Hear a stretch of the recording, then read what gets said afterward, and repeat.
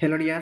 तो बहुत कम समय में मैं आप लोगों को ज़्यादा से ज़्यादा प्रश्न कराने का प्रयत्न करूंगा। डेली वाइज जो है आपको कम से कम 30 प्रश्न आपको ऑब्जेक्टिव एमसीक्यू मिलेंगे होने वाला है। अगर आप प्रत्येक दिन चैनल पर आते हैं और 25-30 क्वेश्चन को अटेंड करते हैं तो समझिए आपके लिए काफ़ी नॉलेज भरा हो जाएगा।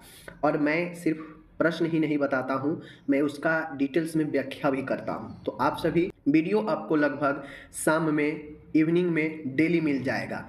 और बीच बीच में मैं आपको टॉपिक वाला भी वीडियो लाता रहूँगा जो आपके कॉन्सेप्ट को भी क्लियर करेगा। ओके, पहला प्रश्न है, 1 लीटर लगभग समान होता है। मतलब 1 लीटर ऑप्शन है ऑन्स में, आपको इनमें से चारों में से बताना है कि जो 1 लीटर हमारे इधर जो चलता है वह ऑन्स जो होता है अमेरिकी स्टैंडर्ड है। तो 1 लीटर में कितने ऑन्स होते हैं? ठीक है, 33 ऑन्स, 34 ऑन्स, 40 ऑन्स, 45 ऑन्स, इनमें से आपको राइट आंसर को बताना है। तो 1 लीटर में जो लगभग ऑन्स जो होता है वह 34 ऑन्स के बराबर होता है लगभग में। ठीक है, तो याद रखिएगा, ये जो आपका माप वाला रिलेटेड जो क्वेश्चन होता है काफ़ी ज़्यादा कंफ्यूज करता है, पूछेगा, समझ गए।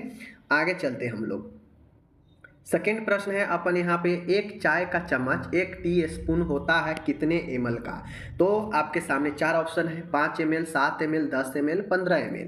तो आपको बताना है कि एक जो चाय का चम्मच होता है उसमें कितना ml जो है लिक्विड समा सकता है, मतलब आ सकता है। तो एक जो चाय का चम्मच का जो नाप होता है वह कितना होता है? तो राइट आंसर होगा आपका 5 ml। एक चाय का चम्मच 5 ml के बराबर होता है। ओके, आगे चलते हैं हम लोग। चलिए आगे देखिए, हमारे पास जो तीसरा प्रश्न है काफ़ी खूबसूरत प्रश्न है। कहता है कि निम्न में से व्यक्ति को एसटीडी मतलब सेक्सुअल ट्रांसमिटेड डिजीज इन्फेक्शन के हायर चांस, मतलब सबसे ज़्यादा जो चांस है एसटीडी रोग होने का वह कैसे व्यक्ति में होता है? तो आपके सामने में है, यहाँ पे स्पष्ट रूप से देख सकते हैं आप लोग कि निम्न में से जो व्यक्ति होता है सबसे ज़्यादा जो हायर चांस होता है सेक्सुअल ट्रांसमिटेड डिजीज होने का वह किसमें ज़्यादा होता है? तो देखिए, इंट्रावेनस ड्रग यूज ओनली, ठीक है, इंट्रावेनस क्या नस के माध्यम से दवाई लेगा उसको होगा, तो ये चीज़ गलत हो गया। एक से अधिक के साथ असुरक्षित जो है यौन संबंध बनाना, क्या ये सही बात है? तो ये तो सही बातें हैं, लेकिन और भी है क्या? उन व्यक्तियों के साथ सेक्स जिन्हें पता नहीं हो, एक गलत चीज़ है। ठीक है, होमोसेक्सुअल, यह भी गलत सेक्स। तो इसमें राइट ऑप्शन जो है हमारा हो जाएगा कौन सा? वह बी हो जाएगा राइट आंसर, क्योंकि एक से अधिक व्यक्तियों के साथ अगर आप असुरक्षित यौन संबंध बनाते हैं तो फिर वह सेक्सुअल ट्रांसमिटेड डिजीज का सबसे ज़्यादा चांस बन जाता है। ओके, आगे चलते हैं। अब एक और है, चौथा प्रश्न काफ़ी खूबसूरत है कि बच्चों को डायपर रेस से बचाने के लिए निम्न में से क्रियाएं हैं, मतलब कौन सी काम है जिससे बच्चा को जो डायपर पहनाया जाता है ना छोटे बच्चा को, उसमें जो रेसे बन जाते हैं तो उस रेसे से बचाने के लिए कौन सा काम करेंगे? तो ऑप्शन, चार ऑप्शन दिए गए हैं। जब मल त्याग हो तो हल्के क्लीनर से और पानी से धोकर साफ करके सुखाना चाहिए। हर समय जब डायपर बदला जाए तो साबुन और पानी से धोना चाहिए। डायपर को बदलते समय कुल्हों को पोंछकर तेल व पाउडर लगाना चाहिए। तेल लगाने से पहले साबुन से धोना चाहिए। तो इसमें से रेस, डायपर रेस से जिससे बचाने के लिए क्या करना चाहिए? तो जब, देख लीजिए, जब मल त्याग हो तब हल्के क्लीनर से और पानी से धोकर साफ करके सुखाना चाहिए। तो इस चीज़ को आप लोग को ध्यान में रखिए, ऑप्शन ए सही है। ओके, आगे।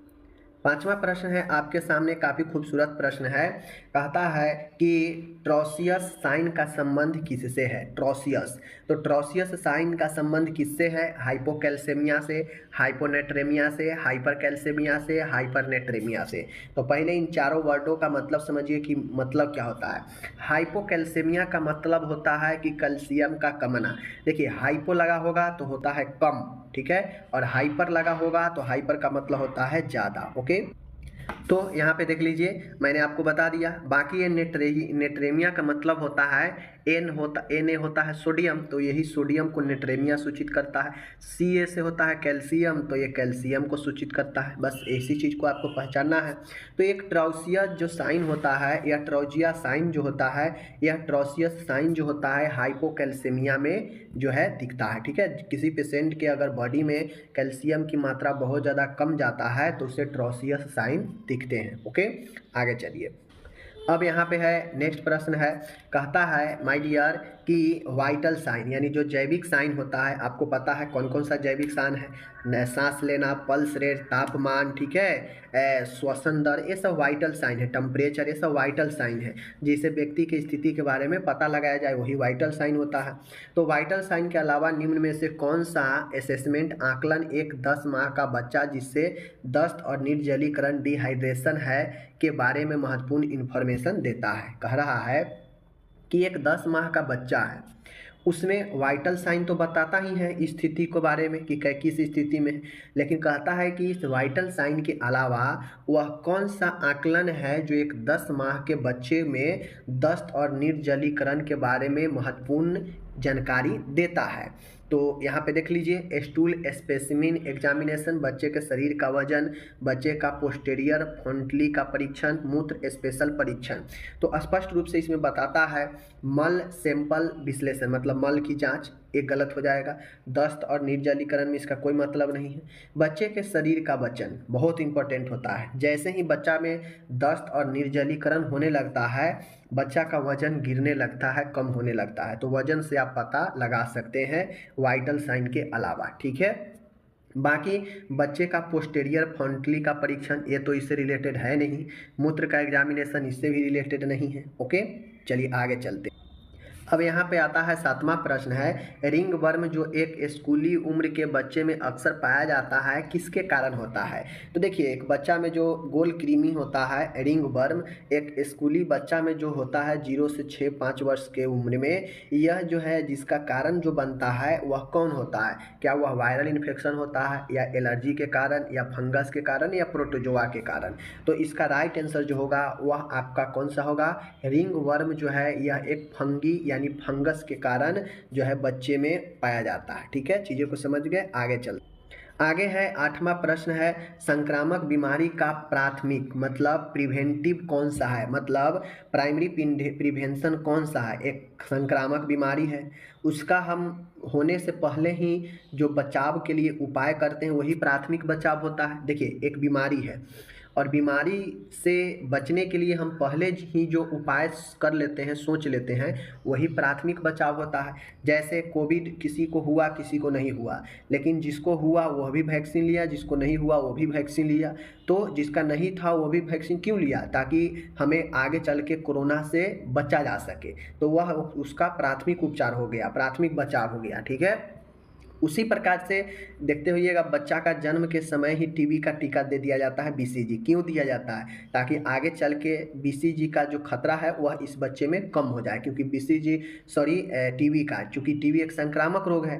तो जो उपाय पहले ही कर लिया जाता है वही हमारा प्राइमरी प्रिवेंशन हो जाता है।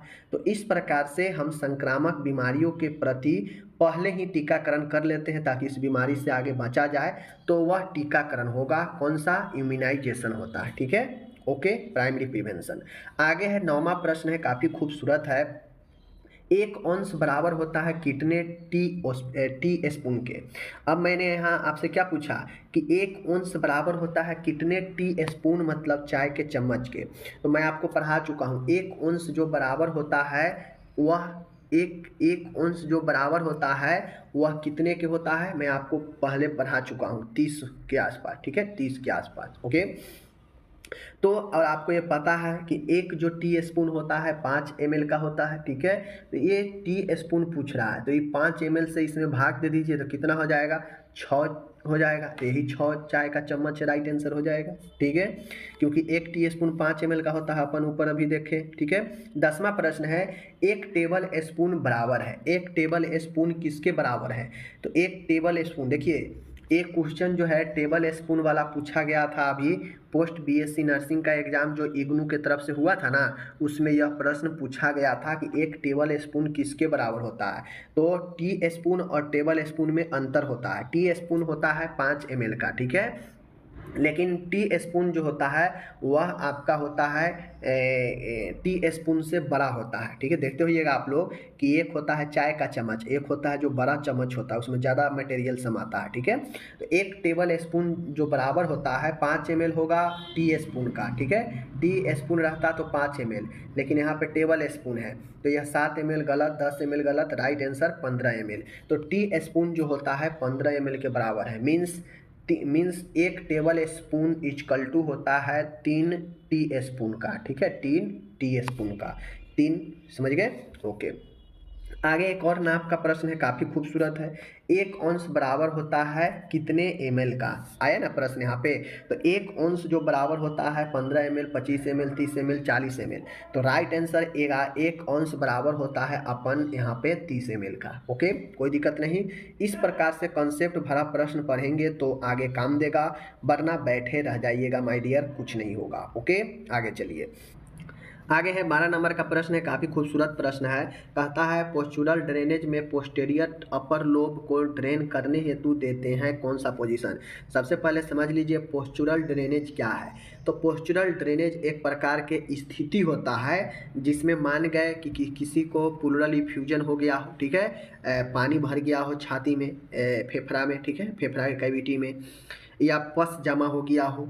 तो एक ऐसा पोजीशन होता है जिसमें हम क्या करते हैं, इस पोस्चुरल ड्रेनेज में एक बैग होता है, उस बैग में जो है आपका पोजीशन में हम देकर, उस पोजीशन में देकर हम उसके प्लूरल इफ्यूजन को बाहर करते हैं, अनावश्यक तरल को बाहर करते हैं। ठीक है, तो यही कहता है पोस्चुरल ड्रेनेज में पोस्टीरियर लोब मतलब पीछे वाला जो खंड है उसको ड्रेन हमको खाली करना है, तो उसको कौन सा पोजीशन देंगे? बैठाकर, आगे की तरफ मुड़ाकर, छाती के नीचे तकिया रखकर बाईं तरफ लेटाकर, या छाती के नीचे तकिया रखकर दाईं तरफ लेटाना। तो आपको देखना होगा कि यहाँ पे राइट आंसर पोस्चुरल ड्रेनेज में अगर पोस्टीरियर पीछे वाले ऊपर के खंड से अगर ड्रेन करना हो, ठीक है, तो उसको हम लोग आगे की तरफ 30 डिग्री मुड़ाकर एक काम करते हैं। ठीक है, ध्यान में रखिएगा। आगे है एक और प्रश्न आ गया, वह था अपर साइड का, पोस्टीरियर के अपर साइड का। बट अब है राइट मिडिल लोब, मतलब राइट मतलब दायां मध्य खंड का अगर ड्रेनेज करना हो तो कौन सा पोजीशन देंगे? तो उसके लिए छाती के नीचे तकिया रखकर बाईं तरफ लेटाकर। अगर राइट साइड के खाली करना हो, ठीक है, ड्रेनेज करना हो, तो लेफ्ट साइड में हम लोग क्या करेंगे, छाती के नीचे तकिया लगाकर बाईं तरफ लेटाकर, मतलब लेफ्ट साइड में उसे लेफ्ट लैटरल लेटाएंगे। ठीक है, तो याद रखिएगा, कन्फ्यूजन मत होइएगा, उल्टा होता है। राइट वाले खंड से, राइट मिडिल खंड से अगर ड्रेनेज करना हो तो बाईं तरफ लेटाएंगे। कैसे लेटाएंगे? बाईं तरफ लेटाएंगे। कैसे लेटाएंगे? छाती के नीचे तकिया लगा के। इसी प्रकार से अगर लेफ्ट मिडिल लोब के पूछेगा तो क्या करेंगे, राइट साइड के हम लोग क्या करेंगे, राइट साइड में उसे लेटाएंगे छाती के नीचे तकिया लगाकर।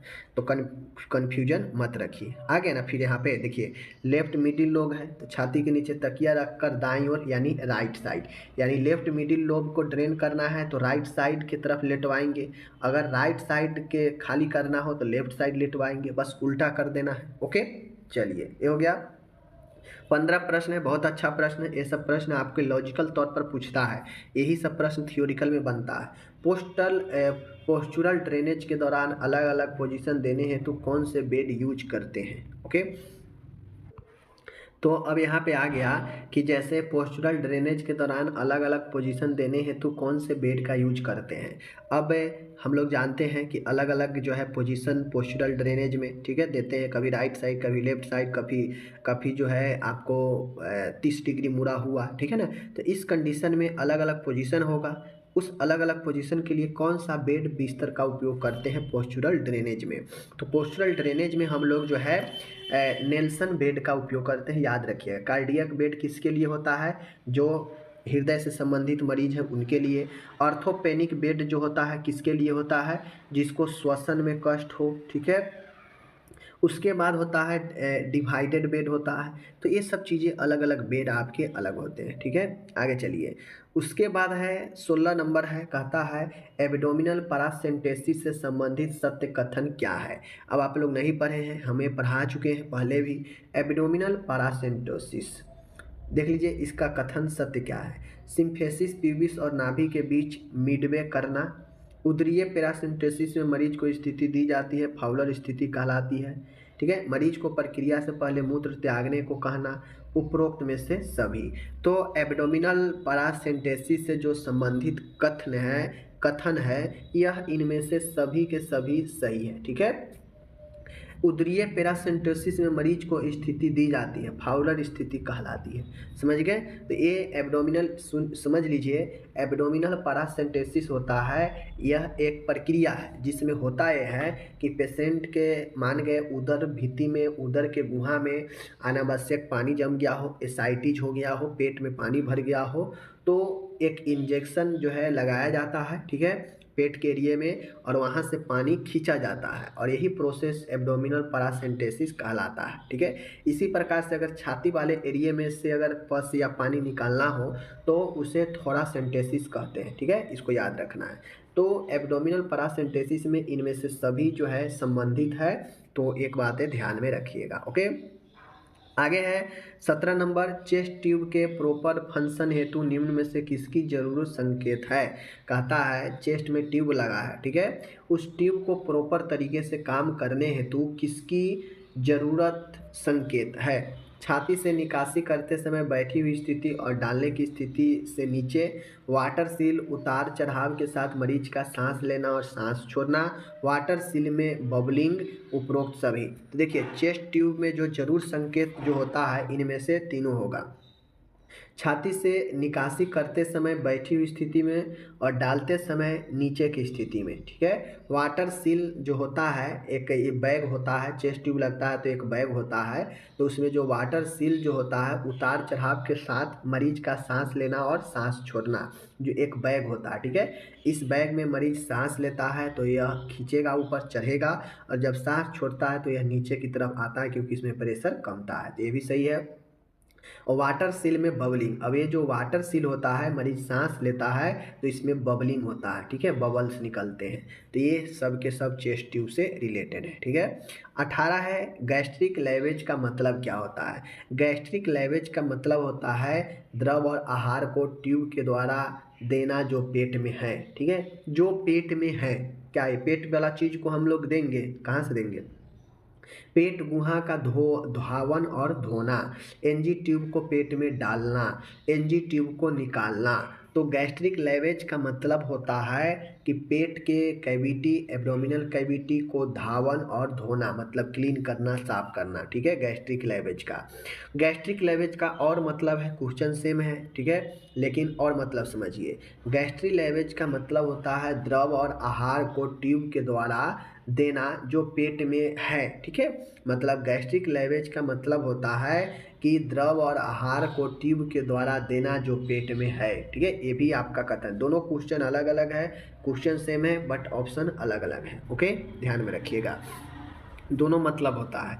20 है निम्न में से स्किन ट्रैक्शन नहीं है। कौन सा स्किन ट्रैक्शन नहीं है, तो बक्स एक्टेक्शन, ब्राइट्स ट्रैक्शन, ठीक है, रसल्स ट्रैक्शन और क्रचफील्ड ट्रैक्शन। तो माय डियर, निम्न में से स्किन ट्रैक्शन, अब ट्रैक्शन क्या होता है आप लोग को पता होना चाहिए। ट्रैक्शन एक मशीन होता है, जहाँ पे आप लोग फिजियोथेरेपी में जाते होइएगा तो देखते होइएगा कि एक मशीन होता है जिसमें चक्का, पुली लगा होता है, रस्सी लगा होता है, और जिस भी अंग को आराम दिलाना हो, जिस भी अंग में खींचना हो, ठीक है, या फिर हड्डी टूट गया हो, हड्डी को सीधा करना हो, तो उस अंग में वजनदार ट्रैक्शन होता है, लगाकर पुली से खींचा जाता है और एक सीध में किया जाता है, तो यही ट्रैक्शन होता है। तो ट्रैक्शन, स्किन ट्रैक्शन, आपके बक्स ट्रैक्शन, बक्स एक्सटेंशन, यह जो है स्किन ट्रैक्शन है। ब्राइट एक्सट्रैक्शन, यह भी स्किन ट्रैक्शन है। रसल्स ट्रैक्शन, यह भी स्किन ट्रैक्शन है, बट क्रचफील्ड ट्रैक्शन जो है स्किन ट्रैक्शन नहीं है। ओके, आगे 21 नंबर देखिएगा, यहाँ पे प्लास्टर ऑफ पेरिस पीओपी का रासायनिक है। पीओपी का रासायनिक क्या है प्लास्टर ऑफ पेरिस का, calcium carbonate, calcium sulphate, calcium phosphate, calcium magnet. तो प्लास्टर ऑफ पेरिस का जो रासायनिक है कैल्शियम सल्फेट होता है। ठीक है, याद रखिएगा। ओके, 12 है ब्लड इन स्पूटम, मतलब स्पूटम में, ठीक है ना, थूक में ब्लड आना या जो मुंह से निकलता है झाग, उसमें ब्लड आना, कफ में ब्लड आना, उसी को हम लोग क्या कहते हैं? तो हेमोप्टाइसिस, हेमेटमेसिस, हेमोथोरैक्स, हेमेटोकेजिया। तो ब्लड में थूक में ब्लड आना या फिर स्पुटम में ब्लड आना, उसे हम लोग हीमोप्टाइसिस कहते हैं। क्या कहते हैं? हीमोप्टाइसिस कहते हैं। ठीक है, ब्लड इन स्पुटम। अब एक क्वेश्चन पूछेगा कि वोमिटिंग, ब्लड इन वोमिटस, यानी वोमिटिंग में ब्लड आना, समझ गए, उसे क्या कहते हैं? तो स्पुटम थूक खार में ब्लड आएगा तो उसे हेमोप्टाइसिस कहेंगे। लेकिन अगर उल्टी हो रहा है उसमें ब्लड आएगा तो उसे क्या कहेंगे? हेमेटमेसिस, हेमोथोरैक्स, हेमोटकेजिया। तो जो वोमिटिंग में ब्लड आता है उसे हेमेटमेसिस कहते हैं, हिमाटेमेसिस कहते हैं। हिमाटेमेसिस, ब्लड इन वोमिटस। ओके। 24 है, मल में ऑकल्ट ब्लड होना क्या कहलाता है? तो मल में ब्लड आना को हम लोग क्या कहेंगे? मलीना, हिमोप्टाइसिस, हेमोथोरैक्स, हेमेटोकेजिया। तो मल में ब्लड आना मलीना कहलाता है। ठीक है, याद रखिएगा। ओके, आगे चलिए। 25 है, मल में फ्रेश ब्लड आना। वहाँ पे था क्या चीज़? ओकल्ट ब्लड, ओकल्ट ब्लड, और यहाँ पे फ्रेश ब्लड है। तो ओकल्ट ब्लड आएगा तो मलीना, और अगर फ्रेश ब्लड आएगा, ताज़ा ब्लड आएगा मल में, तो उसे हीमोटचेजिया कहते हैं। क्या कहते हैं? हीमोटेकेजिया कहते हैं। ठीक है, याद रखिएगा, हेमेटोकेजिया। ओके। 26 है, सिस्टोलिक और डायसिस्टोलिक, मतलब उच्च दाब निम्न दाब के बीच का जो दाब होता है रक्त दाब के, उन दोनों के बीच का जो अंतर होता है उसे क्या कहते हैं? ये प्रश्न पूछा जाता है बार बार कि सिस्टोलिक और डायसिस्टोलिक ब्लड प्रेशर के बीच जो डिफरेंस होता है, अंतर, उसे क्या कहते हैं? नाड़ी दाब कहते हैं, नाड़ी डिफिसिट, पल्स डिफिसिट यानी नाड़ी कम कहते हैं, नाड़ी ऑक्सीमीटर कहते हैं, या फिर पल्स पैराडॉक्सेज मतलब नाड़ी विरोधाभास कहते हैं। तो सिस्टोलिक और डायसिस्टोलिक के बीच जो अंतर होता है उसे पल्स प्रेशर कहते हैं। जैसे अगर किसी का ऊपर का बीपी 140 है, नीचे का बीपी 90 है, तो पूछ देगा कि इसका पल्स प्रेशर, नाड़ी दबाव कितना होगा? तो इसका नाड़ी दबाव दोनों में घटा दीजिए, अंतर कितना है? 50 है, तो यही इसका नाड़ी दाब हो जाएगा। समझ रहे बातें को? आगे है, अब यहाँ पे पूछ देगा सिस्टोलिक, डायसिस्टोलिक। अब यहाँ पे पूछेगा एपिकल और रेडियल पल्स के बीच का अंतर क्या कहलाता है? मोस्ट वीवीआई यह प्रश्न है, पूछता है, MVVI प्रश्न है। ठीक है, पूछेगा एपिकल और रेडियल पल्स के बीच का अंतर क्या कहलाता है? नाड़ी दबाव, pulse pressure, pulse deficit, pulse oximeter, pulse paradoxes. तो एपिकल और रेडियल पल्स के बीच का जो अंतर होता है उसे नाड़ी कमी यानी पल्स डिफिसिट बोलते हैं। ठीक है, तो इस चीज़ को ध्यान में रखिएगा। तो इस प्रकार से आज मैंने 27 प्रश्न बताया। आप लोग को इस प्रश्न के बारे में क्या कहना है, कमेंट करके ज़रूर सुझाव दीजिए, और टॉपिक वाइज वीडियो चाहिए तो उसके लिए भी कमेंट कीजिए। अगर इन सब क्वेश्चन को खुद से पढ़ना चाहते हैं तो डिस्क्रिप्शन में लिंक मिल जाएगा, वहाँ से आप खुद जाकर वेबसाइट से पढ़ सकते हैं। वहाँ पे और भी बहुत सारे क्वेश्चन डाले गए हैं, आप वहाँ से भी देख सकते हैं। ओके, धन्यवाद।